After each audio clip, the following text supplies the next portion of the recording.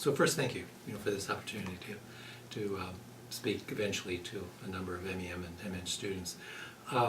So where do I start? It really is working with the students is my number one pleasure. Every day, basically every day, and now it's been for 5 years, I've learned a little bit more about Indian people and Indian culture, Chinese people, Chinese culture, Greek people, Greek culture, Venezuelan, it's France, et cetera, et cetera, et cetera. And as you guys know, I'm ever since I was little, my mother said when we'd get Time magazine, I'd immediately go to the international section. Okay. And when I was very little, I was intrigued by culture. So it's a chance to interact with wonderful students, people, aka humans, happen to be students, at a deep level. And I like the fact that we have this kind of engagement in class, that a part of the deep gratification to me is to help our students discover again and again who they can become, that is incredibly gratifying.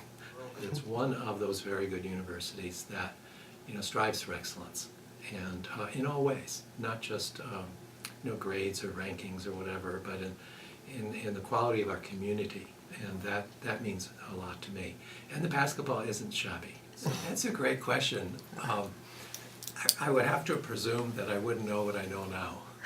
But let's say that, given that you asked me that question, that I wouldn't have any particular knowledge, I would continue to think about how can I apply this, apply what's in front of us, in a way that will help me, again, unleash my best gifts and contribute to my team and become not just a really good manager and leader, but an outstanding one. One of the things that I know now, and if I had that perspective as a student, I would take very seriously, and I know this isn't news to a lot of you, especially those of you who have work experience, and more of you do, and that's a real plus. I would take very seriously how difficult it is actually, 2 standard deviations above, to create a truly winning team on really hard stuff, to become one of those go-to guys or gals. How can I truly achieve excellence in the real world, so to speak? And it's really, really difficult. So many companies are looking for those people who can be more than pretty good and can help their teams be more than pretty good, can be one of those outstanding teams. And I think that the last approach I'd have to the course is to be very alert, identify what are my fears around becoming a different, better person, including an outstanding manager and leader. What am I afraid of? And tackle it. Just tackle it. And that includes volunteering for positions like this, volunteering for leadership positions, jumping into the teamwork, taking on roles that one because I wanted to give back. As corny or whatever as it may sound, I don't care. That is exactly what I wanted to do.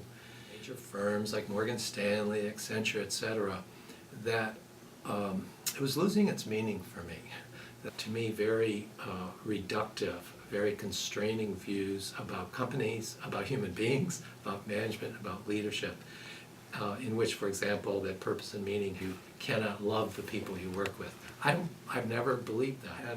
And so I basically quit my regular work, which was New York centered. I was living in around Princeton, New Jersey at the time. Went to Savannah, Georgia, got a boat, played a lot of tennis, developed and taught a course on the ethics of leadership at a local university there called Armstrong Atlantic State, part of the Georgia state system. And what I was doing was discerning what do I want to do with the rest of my very active life. And work with younger people whom I enjoy anyway. I thought it was a perfect fit. But I got a call from Duke, and I immediately knew this was it. It was like a miracle to me, honestly. Many. I'll do a quick one and then just a little bit more on a second one, if I may. One is I love playing competitive tennis. Now, Roger Federer has never beaten me.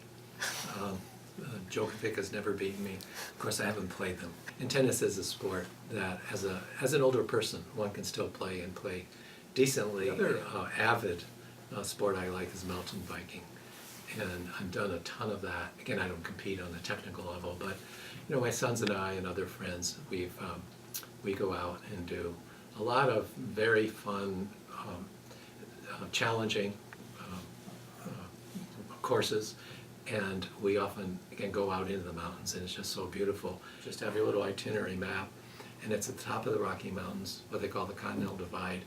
We went from about 6,000 feet to about 11,000 feet the first afternoon, and I'm glad I'm in good shape. Tremendous time to be together and to test ourselves and see some incredible, fabulous vistas. Saw bears and all sorts of things, and then maybe one final thing on this is, growing up, I would take each son on a bicycle trip, just one at a time, and I would have them plan the entire trip. We would start out maybe north of Boston, Massachusetts, go up into Vermont, New Hampshire, and at every point I would just say, Danny or Alex, you decide where we go. Well, Dad, I don't know. No, go ahead and do it. I was training them to be adventurers.